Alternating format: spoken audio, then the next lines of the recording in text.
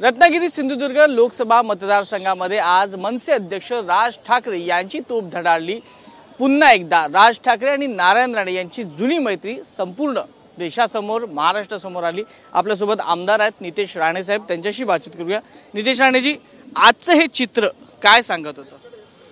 Original शिवसैनिक कसे असतात याचं उत्तम उदाहरण आज तुम्हाला या सभेच्या निमित्ताने बघितलं असेल। तुम्ही बाळासाहेबांनी घडवलेले अस्सल सैनिक हे आज ह्या व्यासपीठावर सगळेजण एकत्र होते आणि त्याच्यामुळे एकंदरीत एक वेगळं वातावरण, जुन्या आठवणी आणि कोकणकरांना, सिंधुदुर्ग रत्नागिरीच्या मतदारांना विश्वास की ह्या राणेसाहेबांसारखा एक माजी मुख्यमंत्री, एक अनुभवी नेता आणि त्याचबरोबर दूरदृष्टी असणारे आमचे राजसाहेब ठाकरे हे अशा पद्धतीचं कॉम्बिनेशन एकत्र येत असेल तर नरेंद्र मोदीजी निश्चित पद्धतीने 400 पार करतील एवढं विश्वासाने सांगतो। ज्यावेळेला राज ठाकरे सिंधुदुर्गामध्ये आले, आपण त्याचं बुके देऊन स्वागत केले, नेमकं त्यावेळेला काय भावना होत्या तुमच्या मनामध्ये? एवढा मोठा नेता वडिलांच्या सभेसाठी येतोय आणि महाराष्ट्रात पहिली सभा होती। आमच्या जुन्या आठवणी आहेत। आम्ही लहानपणी बाळासाहेबांच्या सभेला शिवाजी पार्कला जायचो, वडिलांबरोबर जायचो, तेव्हा राजसाहेब नेहमी तिथे असायचे, जवळ घ्यायचे आणि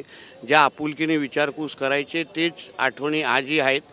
आणि एकंदरीत राजसाहेब आणि राणेसाहेबांचे हे राजकारणाच्या पलीकडचं नातं आहे, एक घट्ट नातं आहे आणि त्या नात्यामुळेच आज हे तुम्हाला चित्र पाहायला मिळालेलं आहे। हेच नातं आज सगळ्यांनी पाहिलं, त्यामध्ये अनेक गोष्टींचा उलगडा केला, अनेक आठवणींना त्यांनी उजाळा दिला। जसं की मुख्यमंत्री पद असताना नारायण राणेंकडे त्यांनी कशा पद्धतीने पूर्ण हे सरकार हाकलं याबद्दल बोलत होते, त्यावेळेला नेमकं मनात काय?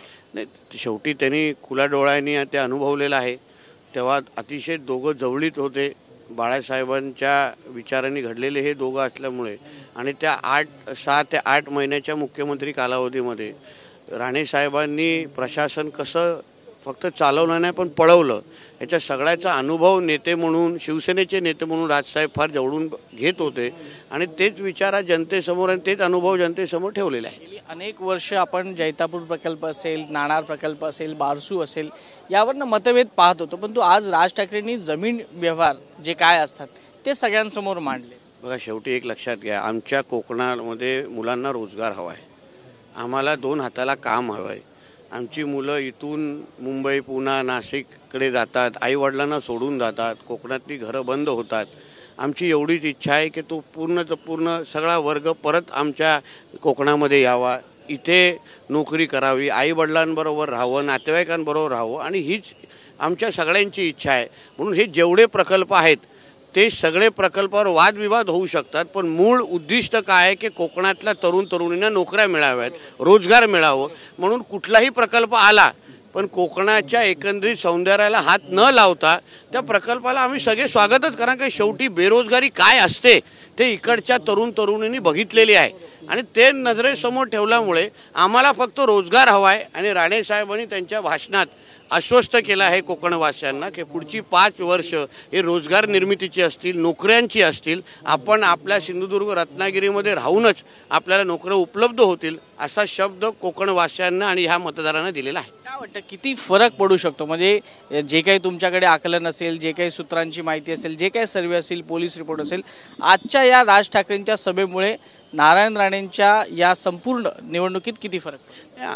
जसं राजसाहेबांनी उल्लेख केला की विजय झालाच आहे, आता 1-1 लाखाने आम्ही लीड वाढवत चाललेलो आहे आणि डिपॉझिट जप्त करण्याच्या दिशेने जातो आहे।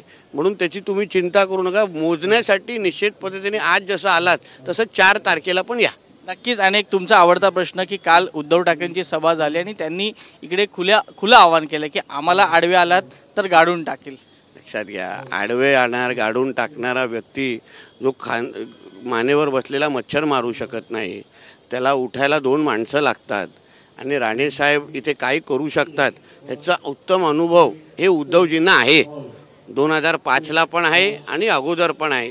राणेसाहेबांनी जे काही केलं ते हिंदुहृदय सम्राट बाळासाहेब ठाकरेंसाठीच केलं, जे काय अंगावर केसेस घेतले ना ते बाळासाहेबांसाठीच केले, उद्धवजींच्या वडिलांसाठीच घेतले।